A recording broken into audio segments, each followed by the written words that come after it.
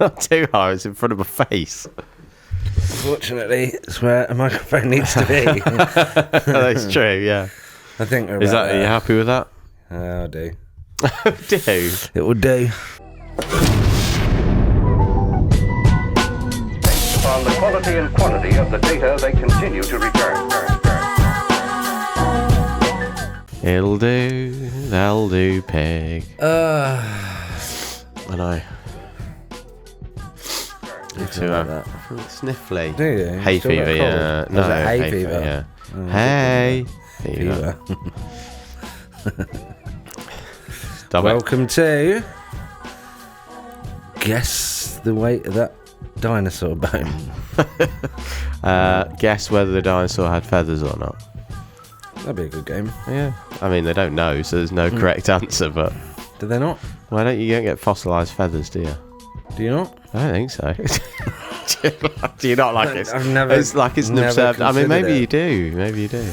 Welcome to the Exploding Paella podcast With me, Joseph. and me, Shotty.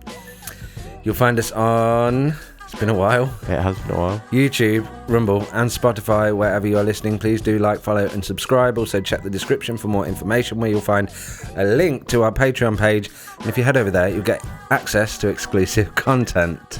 Oh, you're a bit rusty, aren't you? I know, yeah. It's only been It was in there. a couple of weeks. 3 weeks. 3 weeks. 3 wasn't weeks, it? yeah. Yeah, 3 because weeks. there's been lots of things going on.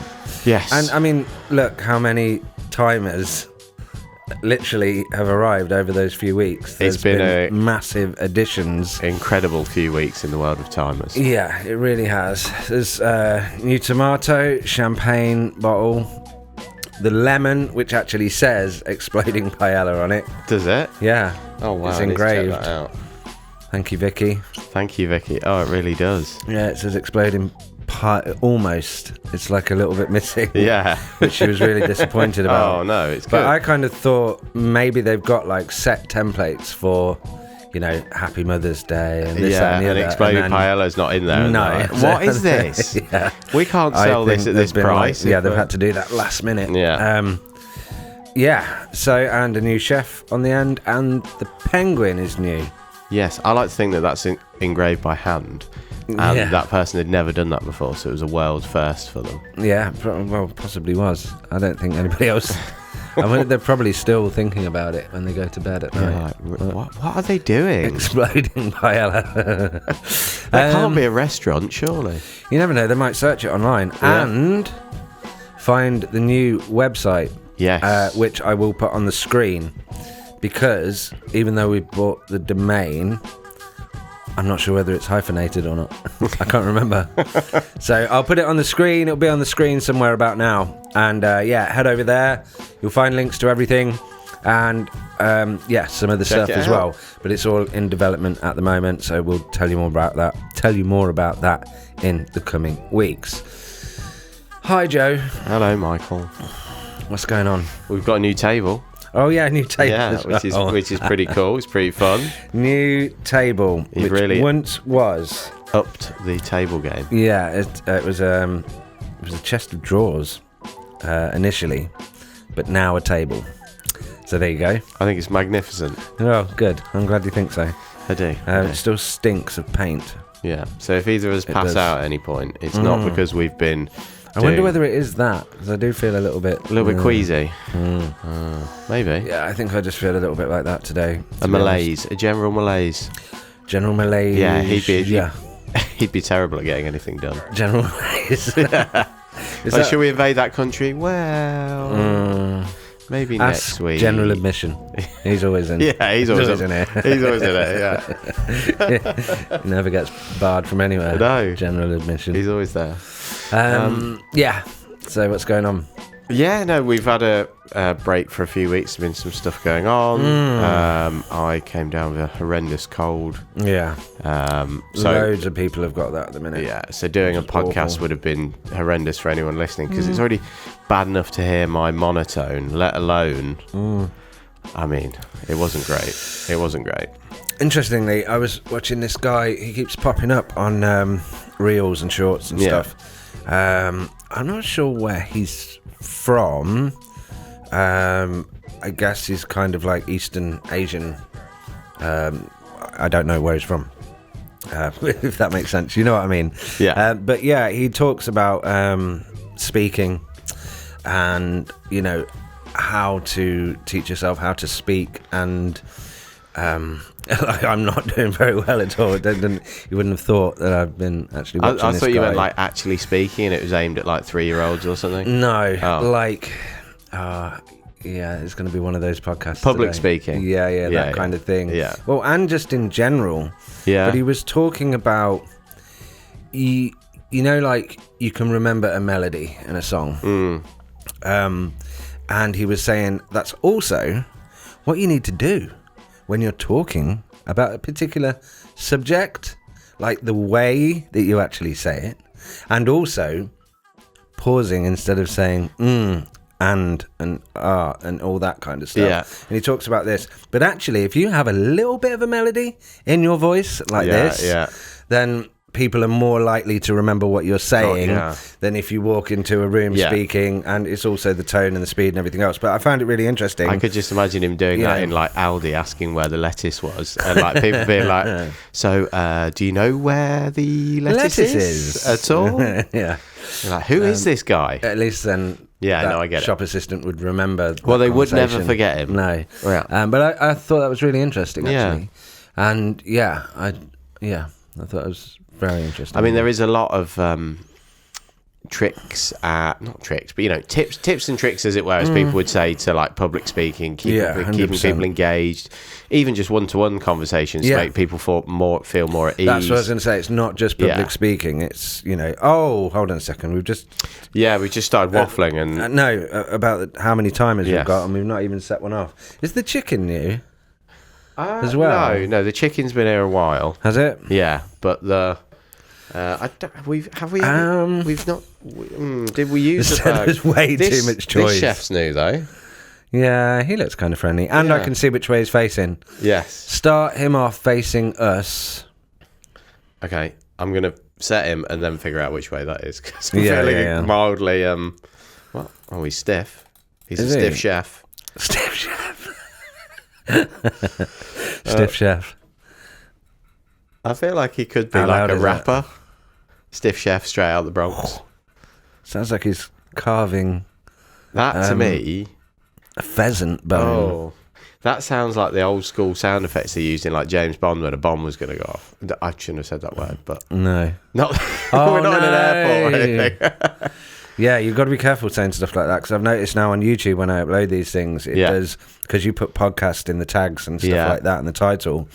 I know when I upload music to my channel, which is at Shotty4HF, by the way, just putting that out there, then you don't get this like secondary check thing. Yes. But it does like a community guidelines check. It's obviously scanning everything that you've said. So yeah, be careful. I've not had any issues yet. No, I don't think we talk about anything that's likely to, have anyone knock on the door. I wonder what would happen. Like, if it did find something, would it tell you what it was, or? Yeah, you'd think so, because surely their incentive is for your podcast to not get less views, to not be looked at. But then you never know what regulatory pressure they have. I could probably think of a few words, but I won't say them. Yeah. Yeah, I can think of a few words, especially going back 4 or 5 years. 4 or 5 years. What was all going on then? Yeah. I think there's certain keywords. So like, I know it's probably down to like when you put things in a row. So it's probably going like, if it hears North Korea, Kim Jong-un haircut, it's like, oh no, that's controversial. You can't talk about North Korean haircuts. That's it. You mean demonetized? I thought you were going to say that was all right. No. His haircut's definitely not all right. It's right, well, okay. not from Western standards. But he's the only one that's allowed that haircut. Yeah. Apparently, everybody else, there's like 3 or 4 haircuts to choose from. Yeah. That they have to have, and that's for everybody. And then, but his is not on that list. I always imagine he is like the film The Dictator with Sacha Baron Cohen. Yeah, I always imagine it all the way through. He is very much like that though. In the scenes where someone disagrees with him, and he just turns around and goes, you know, get rid of them. Yeah. Well, that does happen. Yeah, I know it's awful, really. We probably shouldn't talk about this either. I don't know. I mean, it's just like so sketchy on the internet now, isn't it? Like, Yeah, and I know. believe it or not, especially more in this country than in others. But yeah, that like I'm sure there was kind of like this show or something, like a performance of a load of dancers, and he wasn't happy with it, and then slaughtered them all or something. Allegedly, I saw something on that. Yeah, I don't know whether that's true or not. I'm intrigued but to know what's going to happen if he ever shocking. dies, Crazy. because hasn't he now selected the person that will take over from him afterwards? And it's like his 13-year-old daughter or something. Yeah, I mean, maybe she'll be I haven't better, heard that. but who knows? Female. Yeah. I mean, okay. Yeah. 'Cause it has to be their family, doesn't it? Yeah. Yeah, it's a bizarre setup. I mean, you know, aside from we think that the only threat of North Korea where they, you know, we'll do what we want because we've got nuclear weapons, but he may use that inside the country as well. You know, we'll do what we want, or you'll get a little tactical nuke through the post. Through the post. Yeah, I wouldn't like to go there, you know. Although, it's bizarre. No, I wouldn't like to go there. So they built that whole city, didn't they? That you can see from South Korea. That's like a facade. Oh, so it's all buildings and so no windows in them. Yeah, they're like hollow shells. Yeah. But they're lights that come on and stuff. Yeah, it's so bizarre. Just try and show. But obviously, when they started building that, it's quite funny because you think like, right, there was a meeting and he sat down and he said, right, we need to build the most amazing looking city. So South Koreans think it's amazing here.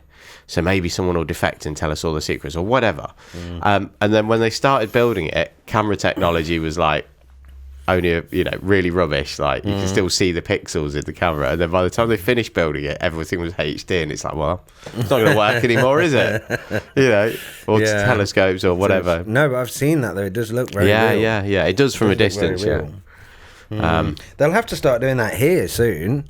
When you go through St Mary's Place, it'll be like everything's closed down. So it'll be like pictures of Wilkinson's inside, and pictures of like grass seed and ant powder for sale. I don't know why I chose those two items. Because they're logically the things you normally would go to Wilkinson's for. Yeah, possibly. But I was thinking about this the other day, actually. It's funny you mentioned that. Like, so when the high street all goes and everything's online... Who are you going to call? Ghostbusters. It would make sense that they would just use those fronts to advertise the online. Because then you convert the rest of the building back to houses, flats, studio accommodation, whatever, and you just have the board, the board on the outside, probably a big TV screen advertising M&S, you know what I mean? Yeah. Because there is going to be no shops, so everyone's going to go online, but would people still go in the town centres? I suppose you wouldn't. No. So it'd be pointless. Perhaps that's what I must say, I did go to Leicester town centre a few weeks ago. I've been there for a long time. Every time I go there, it feels depressing. Really? It feels like... a lot of the shops are going.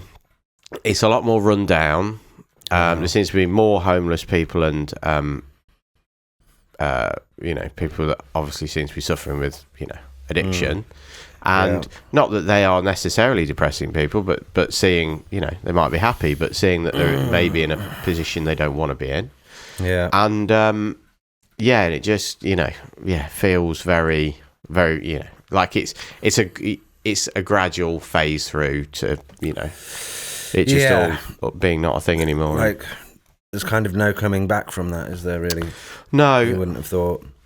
And, like, you look at, it's obviously since, pandemic times, it's been even harder for retail to exist. Yeah. And every time there's sort of an external push that makes it more expensive for retail to exist. You had the pandemic, and then obviously you've had cost of living and all that kind of stuff, and wages rising because wages going up and businesses having to pay more to their staff. I'm not saying they shouldn't be paying more, but businesses that struggle, obviously it's difficult. So it just feels like we maybe in another 20 years we won't really have town centres like that. As long as that. Well, maybe less. I mean, you look at how many pubs closed down in the pandemic. I imagine it was like that in a lot of other countries. It wasn't just Britain. I know we had a pub culture, but... Yeah, but I mean, the thing is, like, you go down to the south of France and stuff, and you have a Tabac. Which, Yeah. like, it is kind of the bar. It's where you go to drink. Yeah. But it's also where people go to pick up a pouch of baccy, or do you know what I mean? Yeah. It's like the counter sells all like different cigars and stuff, and you know, I suppose that's different culture. I'm assuming they still do that.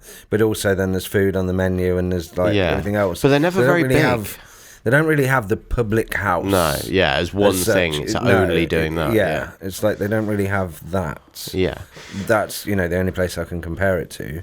But it does make you wonder, I mean, like, the pressure that they're putting on pubs and stuff, and yeah, I don't know, it's like they're all under pressure, aren't they, from the brewery and everything else. I know this has been going on for a long time, but it's getting worse to the point that they have to charge so much for a pint. Yeah, it's like, what is it, £7 now on average or something? Yeah, and they're still only making a very small percentage on that. People can't warrant going out anymore. No. You know, but it was such a big part of the culture, you know.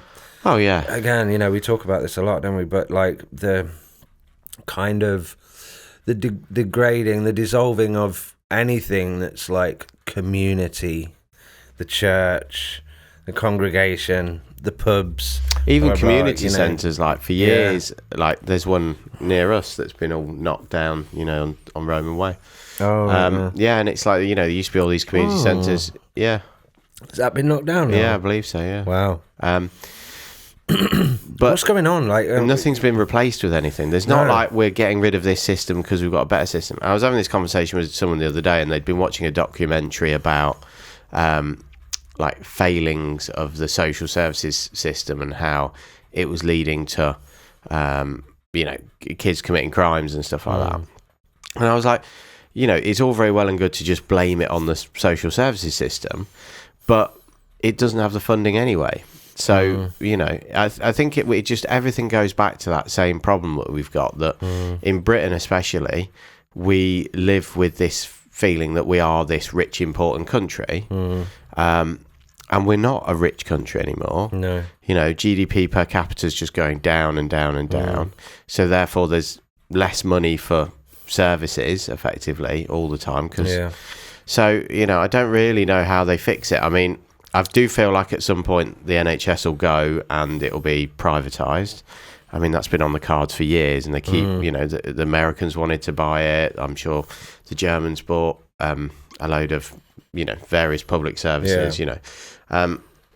So, yeah, I mean, it's going to happen. And you feel like that's fine if everyone could afford, you know, if I could afford £400 a month for healthcare, and you got amazing healthcare, you would pay for it. You'd be happily pay for it. Well, you'd kind of get used to it, wouldn't you? But to introduce something like that now, when everything's so kind of high and pushed anyway, do you know what I mean? It's like, wow. I feel like it's one of them scenarios though, where it's like you wait till it gets so bad to do it that people welcome it.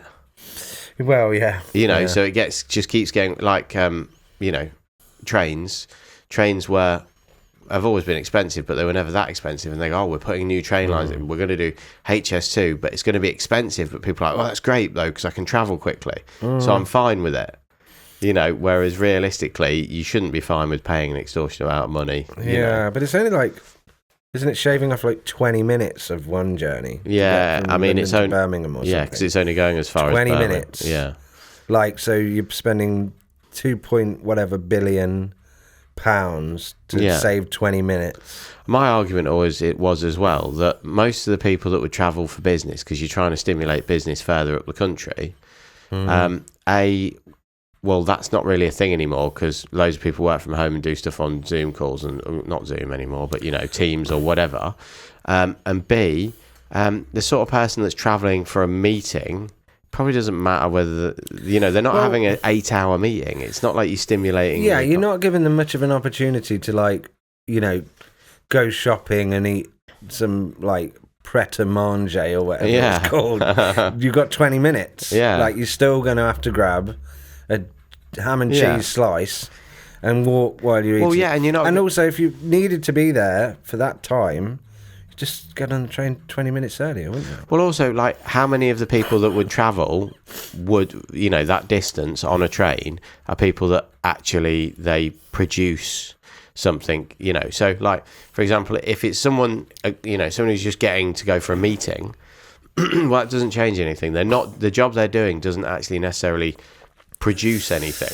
If you're going, I want to stimulate, so things that were produced in London now get produced in Birmingham, well, you're not going to get workers doing I might have a little bit of beeping. Joe's risking keeping his phone close by him. It'd be fine if we have beeping and we know that we can't have it next time. I've turned it off now. You turned it off? It was on airplane mode. Yeah, that was a weird beeping. It was. But anyway, I know what you mean. So it's not actually producing anything. It's not really worth however many billions. Or you're not stimulating the economy. Here's something conspiratorial for you though.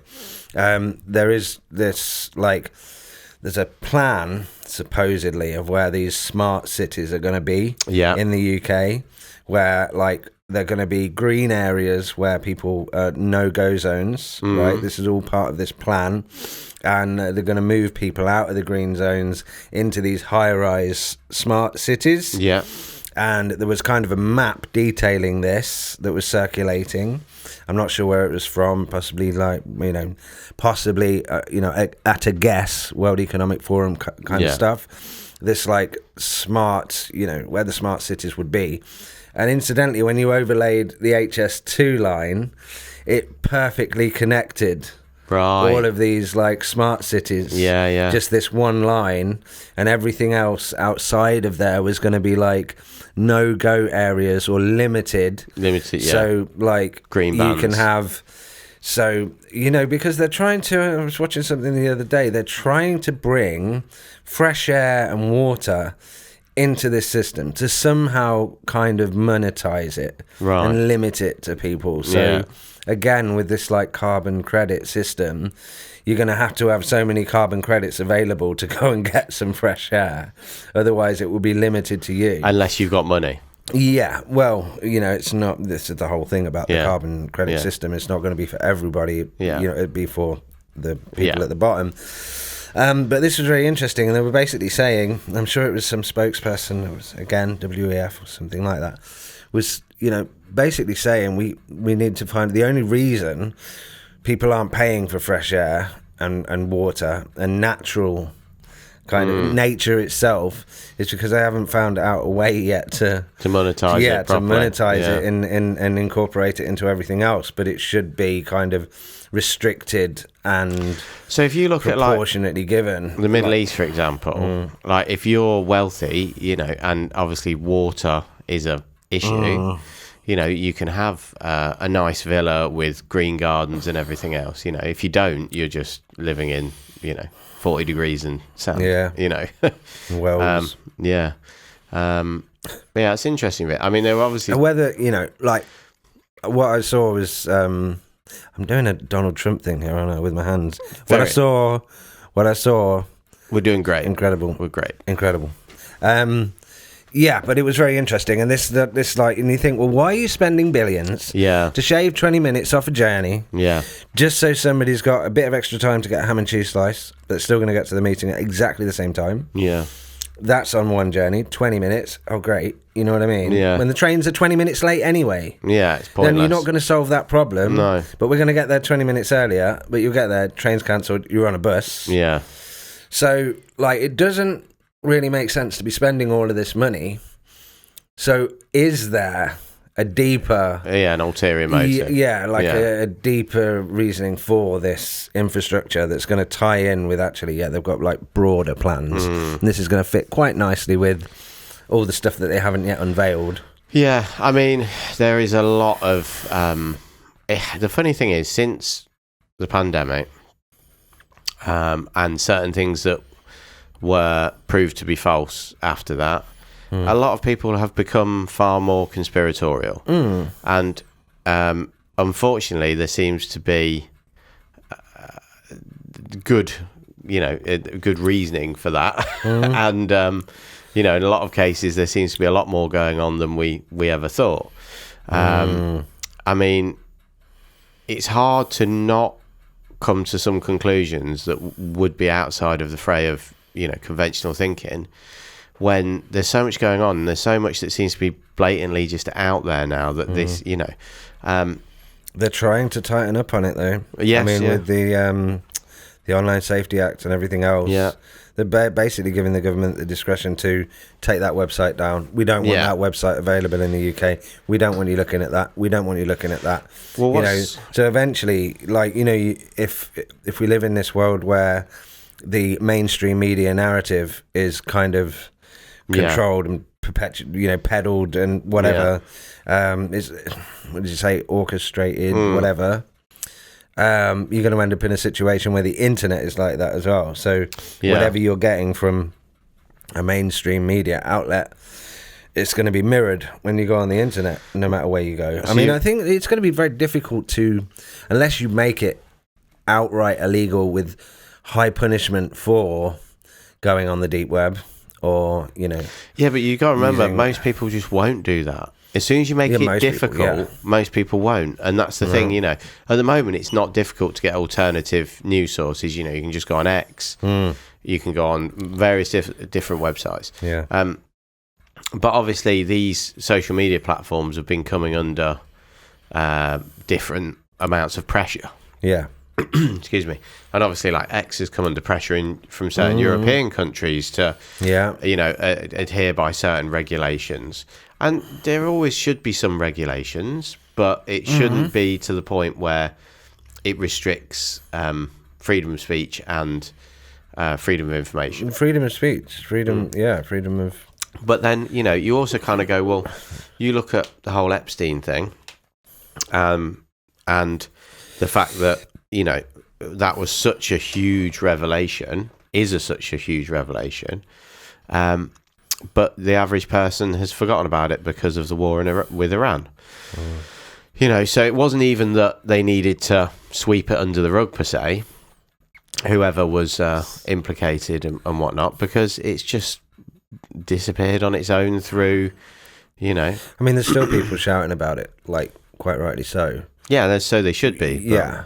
But imagine, I mean, we know now that there's shit like that going on.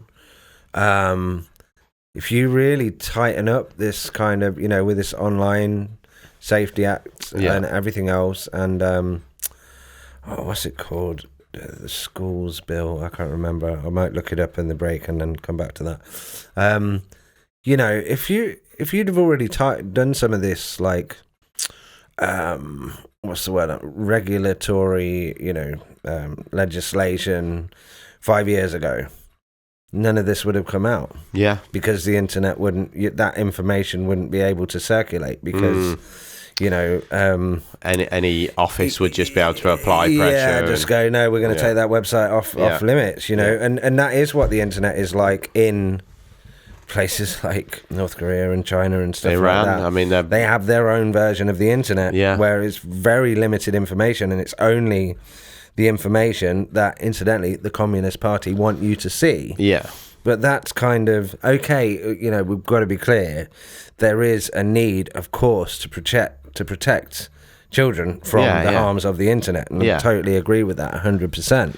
And that's the only legislation I really feel that makes sense that they've been trying to do. Yeah, of course, there's in there that's like, but some of the stuff that is coming through, it's like, well, that's got nothing to do with children. There's no children on those platforms. There's already restrictions in place to stop them getting on those platforms. Now you're talking about throttling or removing, like, legitimate information that really should be a discussion point for those who want to engage in it. You're seeing it's funny because you're seeing it, it's not amusing, but you know what I mean. You're seeing it at the moment very much with the Iran war. So, you've got Iran having a media blackout, internet blackout, and a media blackout. So, you're getting very little information. So the people who live there from what's going on there, you get very little outside of it.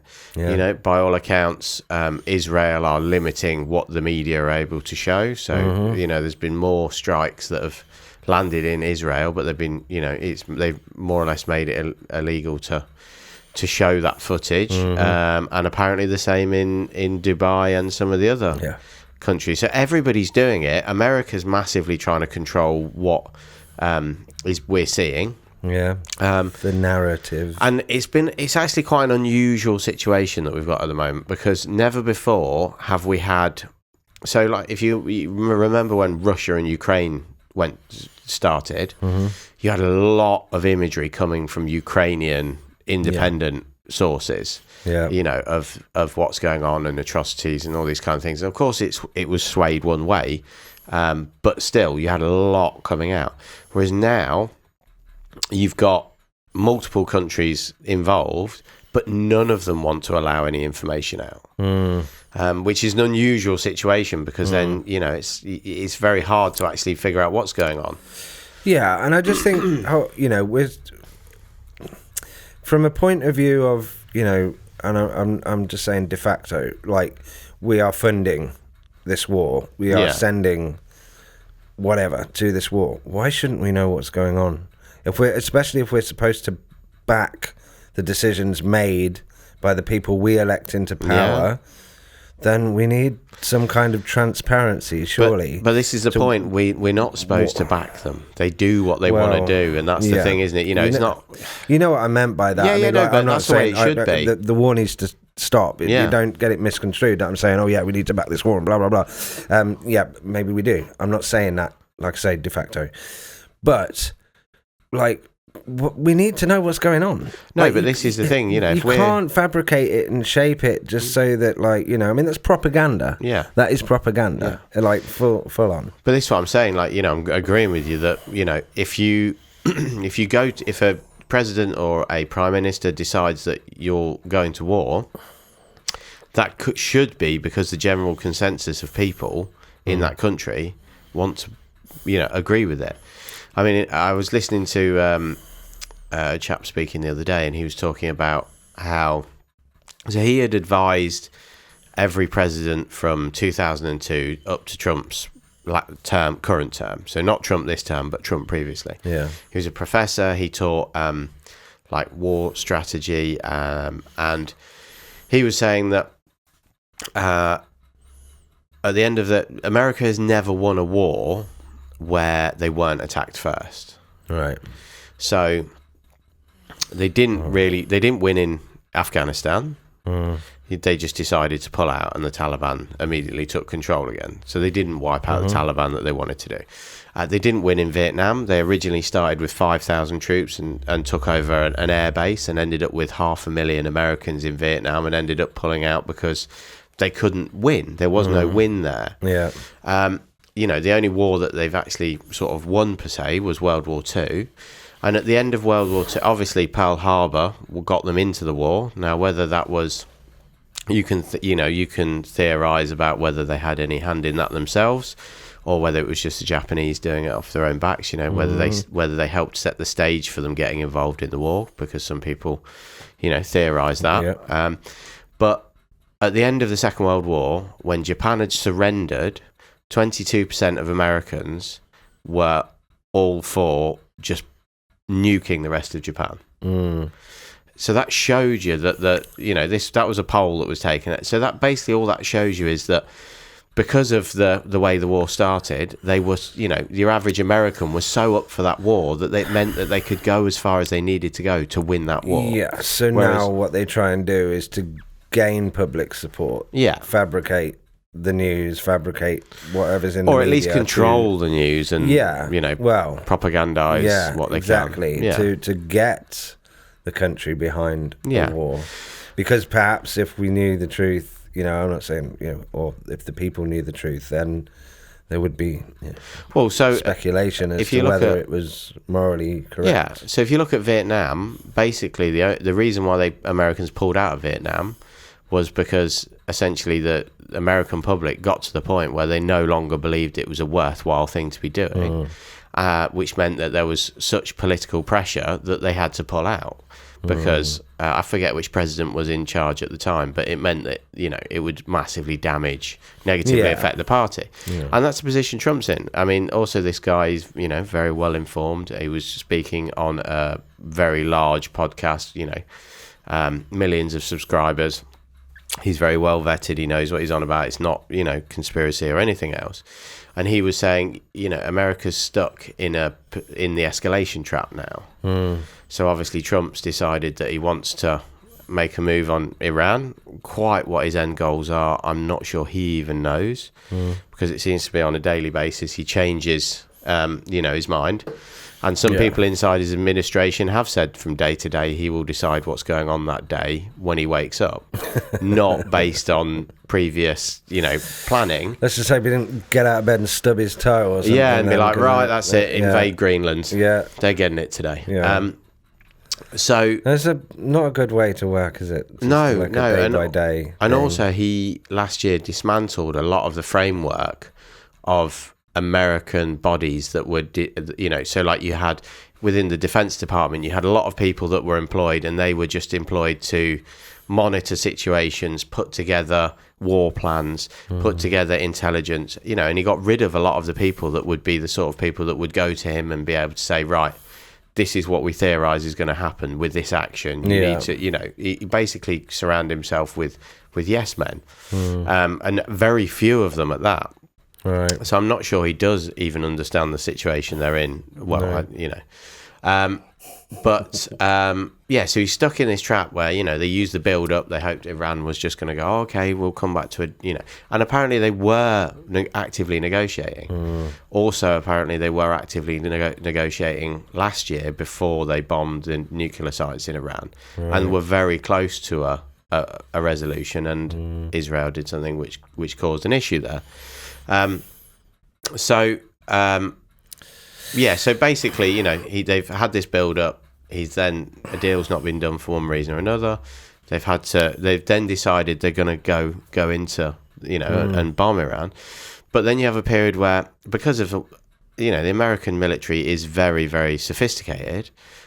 So they could bomb all the things that they wanted to bomb very easily, get control of the, the airspace. But the problem with that is once you've destroyed all the targets you know about, what do you do then? Yeah. So then if they haven't seceded, and gone, right, okay, we'll roll over, then you have to then keep escalating. And that's where he's stuck. He's stuck in this trap of escalation, which is why he keeps then going, okay, he's bringing 8,000 American troops in Marine Expeditionary Units and amphibious landing units to the Gulf to threaten, a land invasion, which is kind of synonymous with what they did in Vietnam, where they took over that huge air base. Yeah. But then, Iran holds the cards now because of the Strait of Hormuz, so they're going to end up having to have some kind of land invasion, which isn't going to achieve what they want it to achieve. So then you get stuck into that, right, more soldiers, tanks now, everything else. How long is it going to go on for? Well, and he doesn't understand, evidently what the situation is. So, that scared me. Oh, that's a smelly noise, isn't it? So it's a very smelly noise, difficult situation. Even though I was half expecting it, it was still. Yeah, I wasn't expecting. I wasn't looking at where he was facing. The chef had farted really badly, I think he was just poo-pooing what I was saying. Possibly. Yeah. But I also heard that actually there was. He's still going. Yeah, that's interesting. He's counting up now. That actually Iran have been way more sophisticated with their drones and stuff than and actually that America's being quite old school in what they're doing tactically. They're using big munitions. Also, what is quite scary, and I could be wrong here, but if I'm not incorrect, they're using AI for their intelligence targeting. So traditionally you'd have a team of 100 people. They're looking at satellite imagery, they're looking at previous intelligence, and they're working out what the target should be, whereas now they're using AI to sort of live look at all this information and put together targeting packages of, right, this is where we need to hit. Obviously there's still a human involved looking at that point.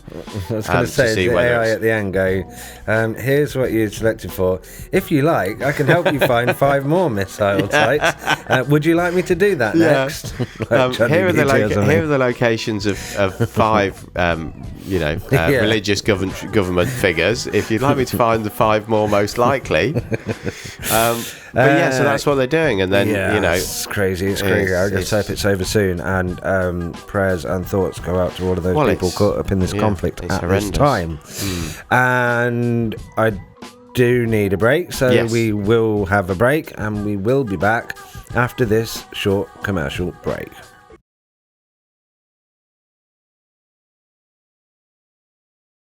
Need a traditional gravy recipe for your Sunday roast? Try the new Ants, Eggs and Rust gravy powder. Ants eggs imported from the south of France, and rust responsibly sourced from disused playgrounds in Chernobyl.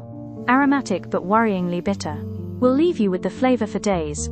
Order now while stocks last. International shipping available.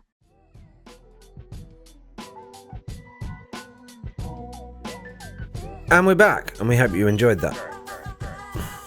What was that noise? I don't know. What was that noise? What was that noise? Yeah, so there is a lot to talk about at the moment. What's going on? First of all, let's pick the next timer. No, stick with the same one. Oh, really? Yeah. He scares me a little bit. I know. He's got a very... He's doing all right. No, he's doing a good job. He's just... I don't trust him. I think, the champagne... Oh, that's going to be epic. It's a very high quality timer. But I think we need to save that for kind of like special occasions. It's the amount of work that's gone into it because it's so intricate. I know. I shouldn't play with it, should I? No. One day... Oh, that's nice. Yeah. We will have to set them all off. Oh, wow. That's going to be extravaganza. Yeah, it'll be amazing. When the time is right. When the time is right. Come on down. But yeah, so there's loads going on. That's the Price is Right, That's the Price is Right, yeah. Was who did that? Leslie Nielsen. I was going to say Nielsen. I wish it was Leslie Nielsen. I feel like now I need to watch... Les Dennis? No. Yeah? No. I don't know. I feel like I need to watch Airplane or something. Yeah. That was a good film. Yeah, great. Naked Gun. Yeah. Yeah. They remade it recently, didn't they? Did they? With Liam Neeson. Is that a relative? And no. No? No. Liam Neeson, Leslie Nielsen. Oh. Pretty sure they're not. I don't know. I could be wrong. Sorry. Yeah, no. So there's L's and N's and sons and all sorts going on. daughters. No, I've not seen that. Would it be as good? I don't think you could remake that. You couldn't remake it. No. So. It'd be like if they decided they were going to remake all the police academies. It's just not going to work. No. It's funny, a clip of that popped up the other day as well. I've not seen that in years. Yeah. They were alright back in the day. I used to Didn't enjoy they have it. like 7 in the end or something? I think it's like 9. I'm sure I've got the box set somewhere on DVD. You've got the box set? Yeah. Oh, you'll have to dig that out. Yeah. It'd be great. Someone bought it for you. Yeah. Random. I said I was interested in a career in law enforcement. They thought it'd be educational. Right, yeah. Sweet Chuck. Remember? Yeah, I haven't seen that for years. I did used to like that. Yeah. Quite entertaining. I think now, though, from the clip that I saw the other day, it's actually incredibly cheesy. Yeah, very dated. Very cheesy. What happened to cheesy comedy? It's not really a thing anymore, is comedy. Comedy about cheese. Cheese, yeah. The seven. I don't know. Yeah, I don't know. You don't get things like that anymore. I don't think, anyway. No. I haven't seen them. There's a lot of... But then I don't watch a lot of stuff. There's a lot of stand-up now. Yeah. Yeah, a lot of stand-up. People seem to be... It seems to be a stand-up phase.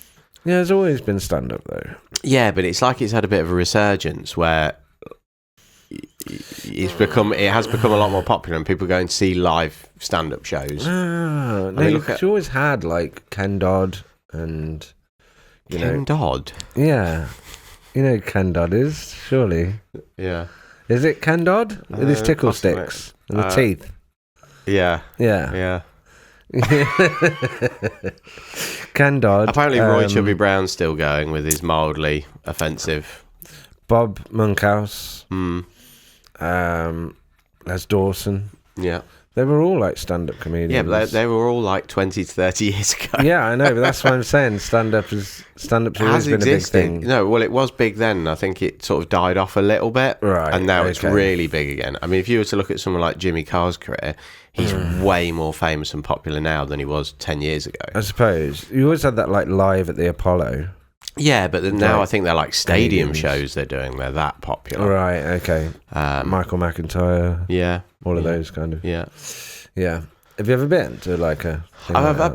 been to a comedy club before. I remember going to. It was quite a big comedy club in London and seeing. Is it Lee Nelson? Oh, here we go again. Your relative. It Right, could be. Liam Liam Neeson. Nelson. Liam Neeson. Leslie Nielsen. Yeah. And now who? Lee Nelson. Lee Nelson. But yeah, I do remember actually in the 90s. You think what was it? Late 90s, early 2000s? How big? They all sound Lee. the What was same. his name? Lee Lee Evans. Penguin. Oh, Lee Evans. Yeah. yeah, Lee Evans. Yeah. Yeah, How big he was. He's yeah. like superstar. He's tiny. He is tiny. Yeah. Yeah. And not very happy apparently. Is he not? Oh no, a lot of comedians. I say a lot, but it does seem to be a thing with comedians where they can suffer with like depression and other things. I'm not quite sure why it's. I mean, you look at his personality wise. Robin Williams. Yeah, I know. You know, Yeah, it's sad. this massive, larger than life. Apparently, Jim Carrey was also another person that Really. suffered a bit. You know, these characters on screen or on stage that are Yeah. larger than life. But Yeah. yeah, strange. Mm. Yeah, I saw at the London Palladium Russ Abbott. Oh, Russ Abbott. Do you remember LOLO? Yeah. Yeah. What's that got to do with Russ Abbott? He was in that, wasn't he? No? Who was Russ that? Abbott? Yeah, was he not in LOLO? I don't think so. Really? Might have made a guest appearance. I didn't see that one. I'm sure. Russ Abbott. He had there was like the Russ Abbott show on television, which was like very silly. Yeah. Yeah, I remember seeing Russ Abbott. It was LOLO, wasn't it? The one set in the Second World War. Yeah. Yeah. French Cafe. Yeah. Who was No. that then, if it wasn't Russ Abbott? What's his name? Oh. What, the main character? Yeah. Yeah, it's not Russ Abbott. No. Oh. No, I Got can't that very remember his wrong then. name. I should know. Yeah. I should know. I'd know it if you said it, if you know what I mean. Yeah, I'm not going to say it because I've no idea, No. evidently. No. But yeah, anyway. I saw Russ Abbott. Slightly veered off from where we were. Yeah, definitely. But my brain is definitely like that today. I don't know what's going on. It's like a... You need a shot of something. Adrenaline. That will sort you out. Yeah, maybe. Or a cube of salted butter. Does that work? On lettuce, yeah. Is that good for I'm brains? joking. Apparently so. Really? You need a certain amount of cholesterol. Right. And they found that like a lack of cholesterol coincides with Alzheimer's. Oh, yeah, I can believe it. Yeah. And they've found this kind of link, you know, how true it is or whatever, but Because cholesterol is Between produced by cholesterol. the body, isn't it? By the liver. Yeah. Or, but there's two types of cholesterol, isn't there? yeah, There's once- good and bad. Yeah, I'm guessing that's cholesterol your body creates as well as cholesterol you. Is it just? I can't Is it remember just that again fatty what the foods names are. make I you just- produce too much cholesterol? Or There's is it- just this. I can't remember, but there's two different types, isn't there? Okay. I think, and yeah, one of them. It's like the balance thing. It's like the whole omega-6 and Yeah, omega-3. Yeah, B vitamins. like- You can have B vitamins, but you can have too many of a certain type, and Yeah. it's really bad for you. It's the balance of the two, not just like you know, because we have a lot of omega-6, which is kind of like bad, but it's not like you need to get rid of all the omega-6 and just have omega-3. It's the No. balance between the two. That's why you supplement omega-3 to Right. so it balances out, because Got we you. get omega-6 from so many other areas of the diet, and it's having a stable balance of the two that actually benefits the It's body. so complicated as well, because obviously it's not just everyone's different. So you can give everyone's body the same amount of Yeah. nutrients, and Yeah. you know, one won't respond. So I am always kind of like a bit dubious when you see all these like magnesium drinks and stuff, and you go, yeah, but yeah, I suppose that's where you should go and get like, I don't know, maybe some bloods taken, and Yeah, they'll tell you what you're lacking in. yeah. But even so, like, is there a reason that you're lacking in certain things because there's something else that they're not testing for? That's Well, yeah, I had that very You know what I mean? specific case a few years ago where I was feeling rubbish, went to the doctors, they said you're deficient in calcium. Didn't feel any better after taking supplements for a few months. Went back, they went, oh, well, okay, well, we'll test you for vitamin D now then. And then said, oh, you're deficient in vitamin D. reason why you're deficient in calcium is because you use vitamin D for your calcium. to make calcium and stuff. So it's way more complicated. So it's the wrong thing. So they might come back and say, oh yeah, you need this, but it's actually, no, there's something else that's inhibiting that. Yeah. You know what I mean? And it's difficult to get to that cause. I suppose with some of these things, it's like, if you take them and you feel better, that's the evidence in it itself, isn't it? Like, I mean, there's certain things that we know, I suppose, we don't get, like, from our diets as much as we should now. Yeah. Which is why they fortify things with vitamin D and things like that. Yeah, so it's like, I mean, and there's certain things that you're fairly safe with, I suppose. Didn't we talk about this once? But spirulina. Oh, spirulina. No, yeah. I feel like we... Spirulina. Whatever. No, did we? Spirulina. It just works in so many ways. Yeah, no, possibly not. I think you get that from... I could be totally making this up, but from strawberries. Oh, really? Yeah. It's like... But apparently it's something that is totally missing from my diet. Oh, wow. But again, like, that was interesting, and I think I said to you the other week, didn't I, about there was, in, like, Tudor times, around 130 different vegetables grown in this country that supplied the diet all year round. And now, when you go to the supermarket, there's only, like, 30 max. Yeah, and surely... Like... That would have been a much more rounded... They must have been... Because obviously they had 130 different vegetables. Yeah. And they would have had less meat. Yeah. Unless you were wealthy. Then surely a lot of those vegetables have probably got some really good, really good for you. Yeah. To have been able to, not get scurvy. And apparently, like, a big part of it is that some of these other vegetables just can't be farmed on a mass scale. Because they require... a little bit more kind of like human care and time. Kind of. Could it be also that they have like some of them will have handling low yield? So if you're planting them in your own garden, it wouldn't matter that you'd only get 2 or 3 vegetables per plant. But if you wanted to do them on an industrial scale, they'll take too much land up per yield compared to a potato or a beetroot. The vegetables that we've like kind of been reduced to are the most profitable when mass produced. Which makes sense. That's going to happen. Yeah, but it's like, and now we don't know about like growing, at home. But if we were to grow at home, the vegetables that are in the supermarket aren't really ideal for home growing. No, I mean... Look, so, I was just going to say, like, 2 of them that I found was Skillet, I think it was called. Yeah. And... King Henry greens or something like that. I'd like to look into them because it'd be interesting to see what they're like. King Henry greens, you can eat the flowers, which is like sprouting broccoli. You can eat the leaves, which is like spinach, but with about 20 times the mineral goodness. Really good for you then. Yeah, and then you can eat the roots as a root vegetable as well. So you can eat all 3 of those, and they're really high in, So you think that would be a high yield plant? Yeah, apparently not. Yeah. And it grows in poor soil. Same as skillet, it's a root vegetable. It grows all year round. There's no period of the year where you can't harvest that. And it grows again in poor soil. Yeah. Once you planted it once, it's, what's the word? Yeah. I can't think of the word. Yeah. But, it just keeps coming back. I mean, so you don't have to do anything. Once you planted it once, that's it. You will have that from then on. Like... You'd think that they would be even more important now because we know from over farming you'll get fields where like they're really low mineral content. The soil's really bad. It's really hard to grow what they were growing in it. But they can't revert back to it because it's like that's what those fields. They've got a quota. They've got like and a rota, I suppose, as well for what they use those fields for. Yeah.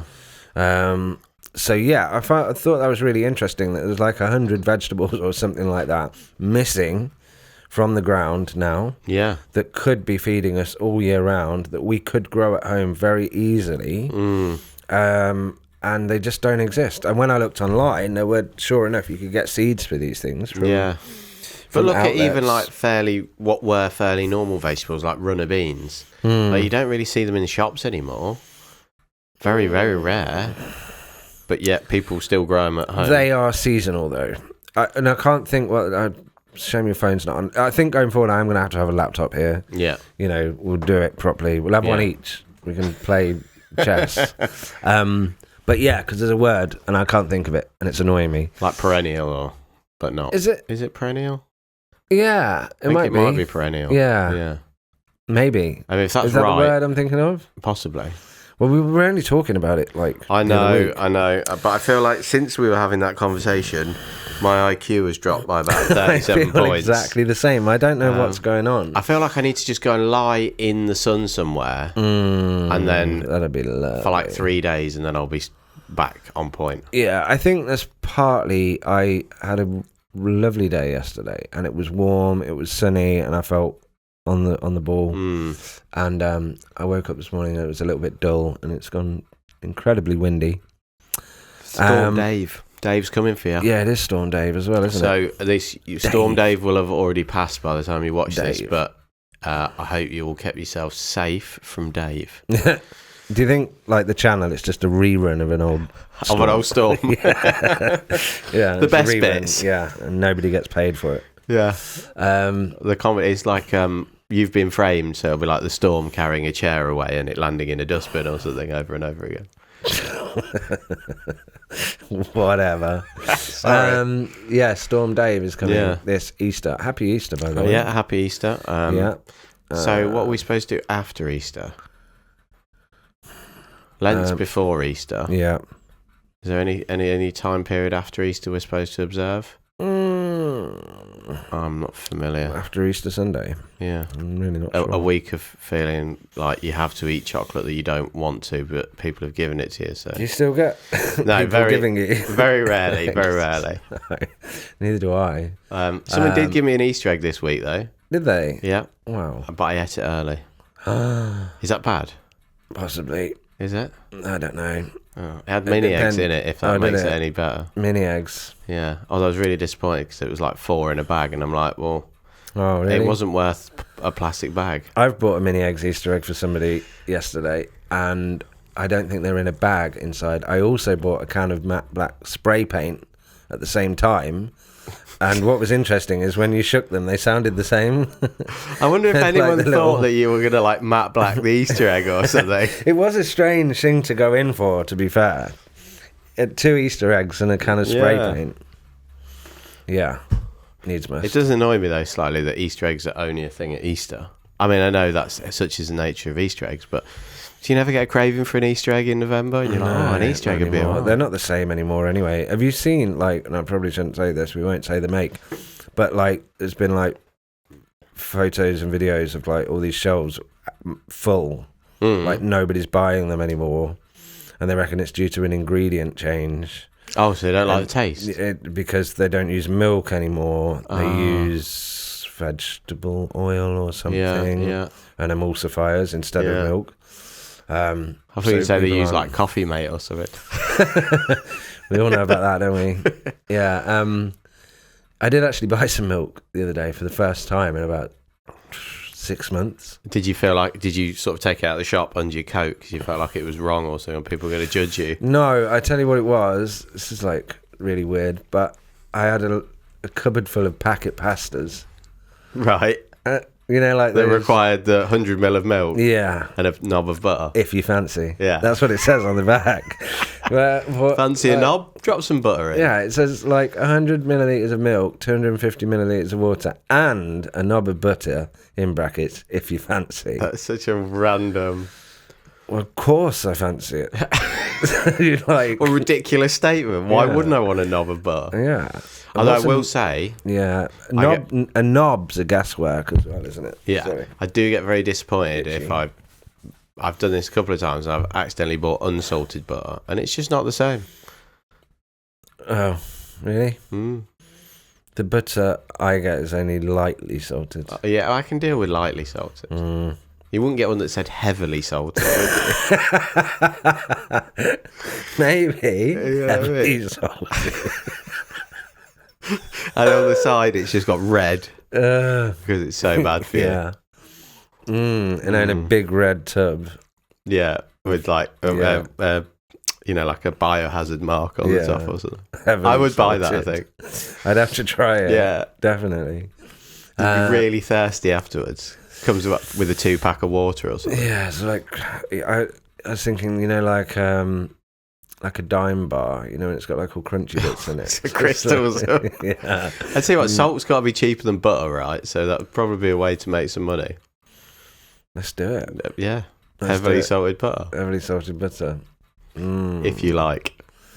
If you fancy. Just call it, the brand is If You Fancy. Yeah. Right, that's patented, so nobody steal that. So, Contains 100 knobs. Yeah. Contains approximately 100 knobs and enough sodium to take down a small army. Really? Oh dear. Okay. Anyway, back to serious talk. Yeah. Do we have to? I don't know. No. I I am obviously keeping an eye on what's going on. I mean, you can't avoid it, can you? It's just the knock-on effect it's going to have, isn't it? I think, and yes, going back to the kind of, what we were talking about before. I mean, you can see it like already with the petrol pumps and everything else. That's kind of, what's going on. It's just that, like, even though, if you're not a driver, I suppose you wouldn't notice it as much, but you pull into a petrol station and there's cones and bollards out just blocking all the pumps, and you think, there's something going on in another country that's like causing this. And obviously you've got the people that are like just buying more than they usually would. But the bigger problem is that everything relies on fuel. Yeah. So if it carries on for quite some time, if I'm not wrong, then I'm sure that there's something like 40 days of oil reserves. Now, there are some tankers that are transiting the Strait of Hormuz. There's been like something in the region about 150 that have actually gone through since the war started. The majority of them have been since Iran brought in this toll booth system. Yeah, I heard about which that. when they mentioned it, I just imagined like some guy in the water with one of those barriers. Yeah. To wind down the window. Yeah, wind down the window, and he goes, so it gives you a bit of paper which says deposit $2 million in this account, and then you're good to go. No, but the like, I was going to sailor, captain. Yeah. The sailor can't reach. He has to open the door to go a bit further to get the ticket. No, I know what you mean. So, and again, it's not funny. Go on, sorry. Yeah, so the ships that have managed to transit have been, by all accounts, paying Iran around $2 million per boatload. So Iran are winning in a respect that they hold all the cards because they hold power over the Strait of Hormuz. The only way America can really change that would be to put troops all along the coast of Iran, but if they do that, then the Iranians are just going to be able to shoot at them constantly with missiles anyway. So now they're actually able to make more money through this toll system and selling their oil to anyone that will buy it for a higher price than they were making before the war started. Russia's had their oil released, to the open market, so they've took away the sanctions on it. So Russia was only getting around $40 a barrel for Ural, I think it's called, crude, and now they're getting like $110-$120 a barrel. Yeah, they're paying off all their debts, aren't they? Yeah, so Russia's now getting 3 times as much money. They had this surplus of oil, so they're releasing that into the market, which helps oil prices, but also is terrible because if you don't believe they should be at war with Ukraine, you're funding the war machine with it. So that's difficult. And the knock-on effect of that is that everything we buy and is transported. Now, obviously, a lot of the stuff that's transported, you can go, yeah, okay, fine, whatever. I just not buy it. But your food and your fuel and the stuff, your energy that you have to buy.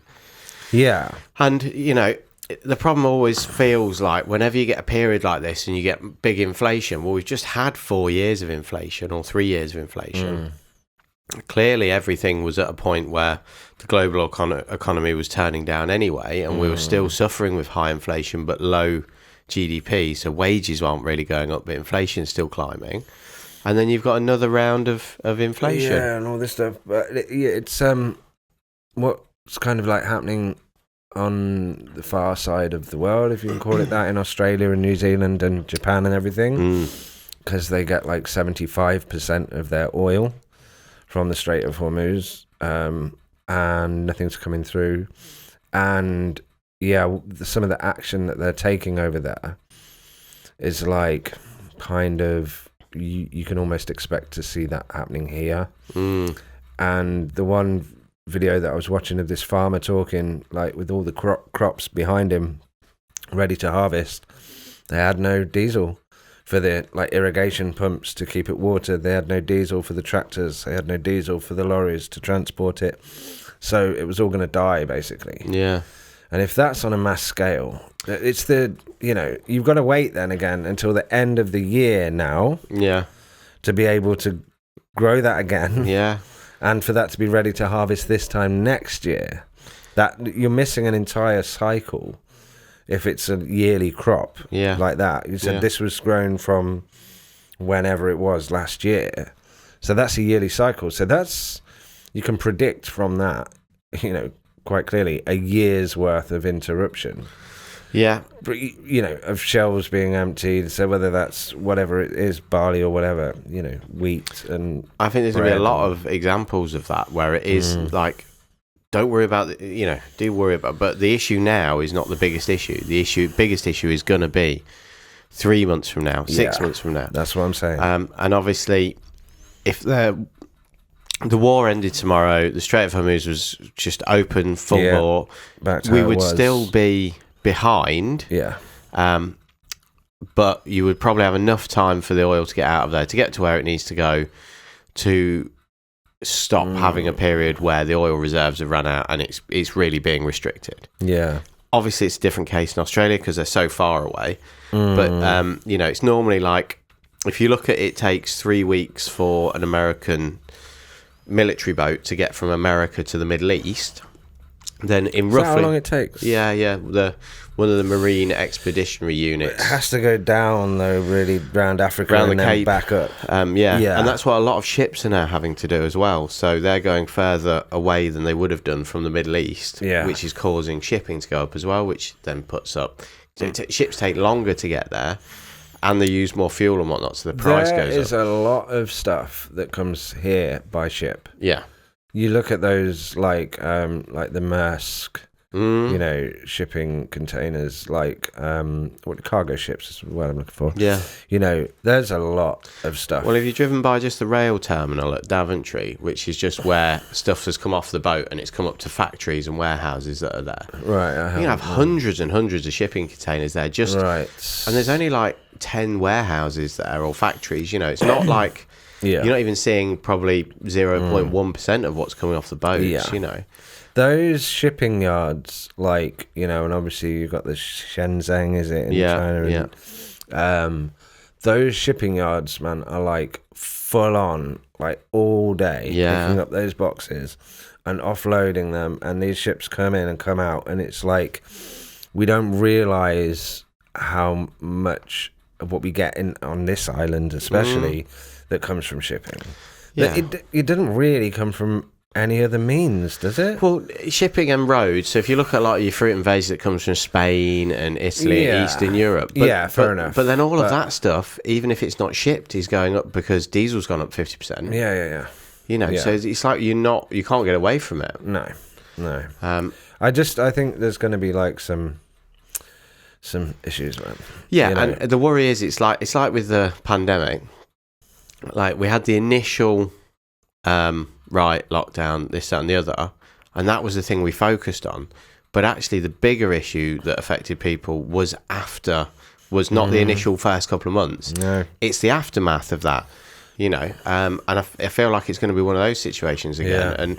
And people are going, well, Trump's saying, I'm trying to do a deal, and all these various other things he's saying, some of which seem a little fabricated to try and quell markets. He came out and said, they've given us a gift and we're having friendly negotiations, and then the Iranians are like, what are you on about? There's been no talks, we haven't given you anything. It's like, did he just say that to manipulate the markets?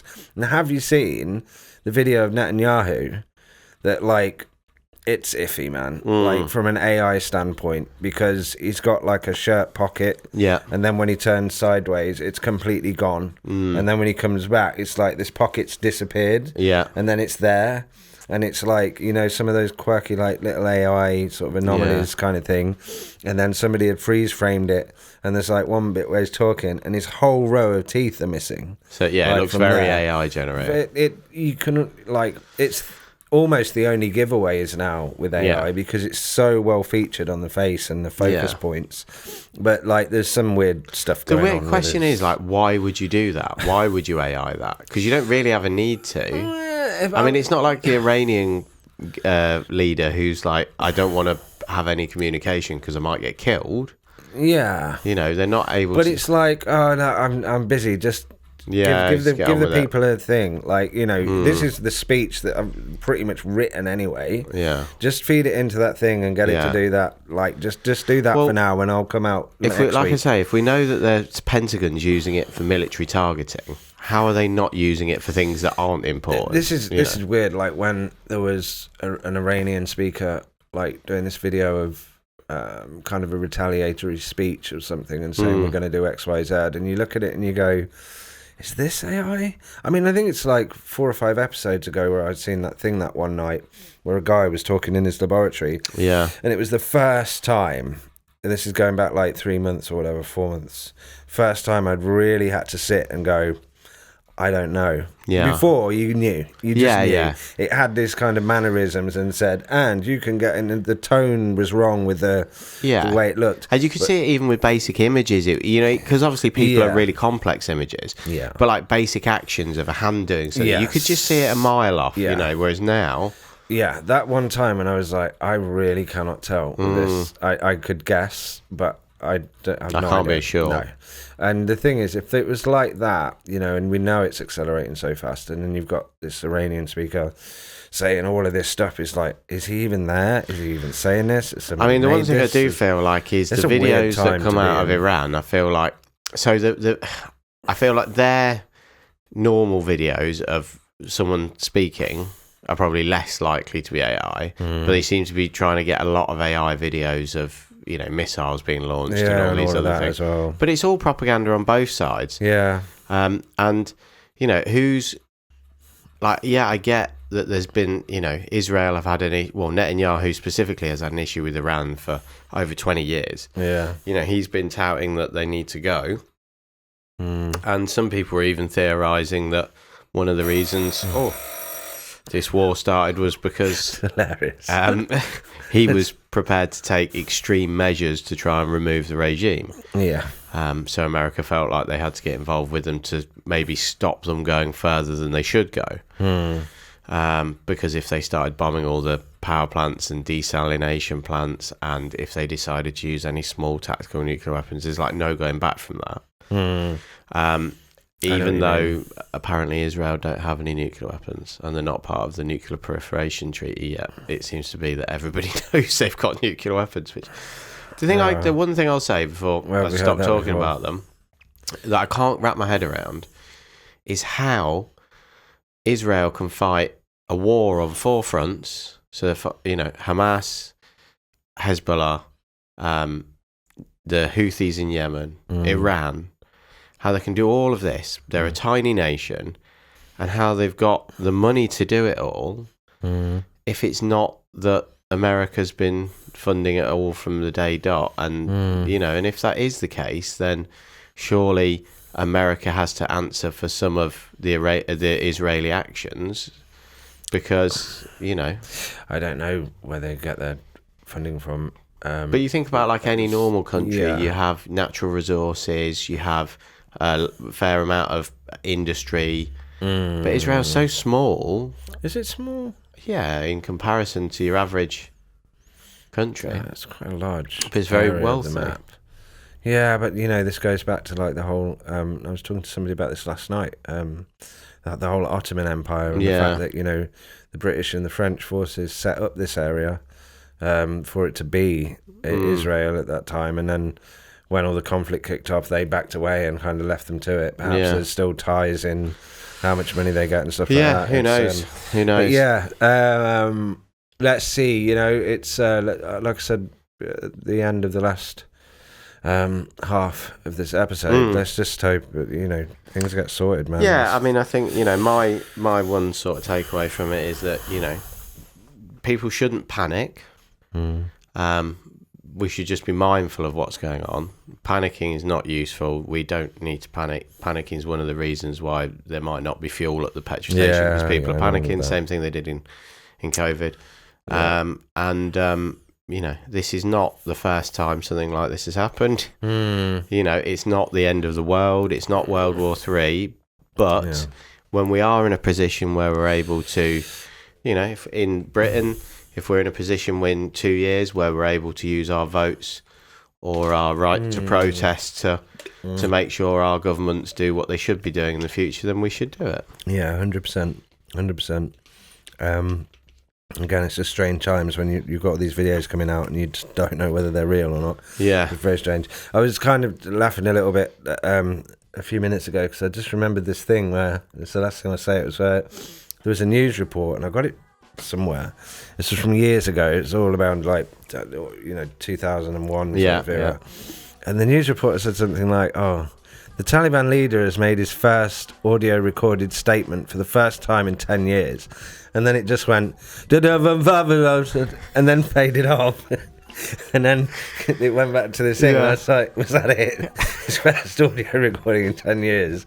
And all you heard in the distance was this. They didn't even go to lengths to try and translate it or tell you what it was. I was taking the piss, but it popped in. I always found it funny whenever I heard it. And it popped into my mind a few moments ago. But anyway,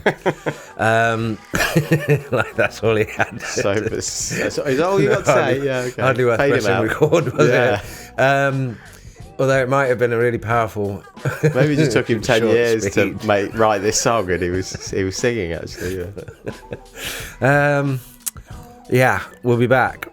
We've got a few ideas, haven't we? Actually, we have. Like, getting a series of topics, and then we're going to look into them in the week running up, so we can inform you better. Well, that as well, but like, we can go, what did you find? Like, say for example, pyramids, extraterrestrials, whatever, which I think, although there's enough to be talking about anyway at the minute, it's good to be back. It is good to be back. It's certainly good to be back, and I look forward to testing more of the timers. Can't wait to set them all off one day. It's going to be... we might have to get some assistance. I know, how do we set... Yeah. Unless we do them all... I also have my doubts about certain ones being that accurate. That'd be interesting to see if we could... Or set them all 5 minutes. And set them at 1 minute intervals. So, like, you know, set one for 35, one for 34, one for... You know what I mean? At a minute. It's going to get complicated. I know. But we'll figure it. We'll figure it out one day. But we could definitely test 2 timers. Oh, yeah. Do you know what I mean? Yeah. So, like, if we both set one and go, right, done. Yeah. See which one goes off first and see how atomic they are. Yeah. So, yeah, we'll be back. Remember, do check out the description and you'll find some links down there. Check out the Patreon page because there will be some exclusive episodes uploaded to there that won't be anywhere else. And, of course... Please do like, subscribe, and give it a follow. It's always much appreciated. Thank you very much. Take care of yourselves and each other. Give it away, Joe. Goodbye.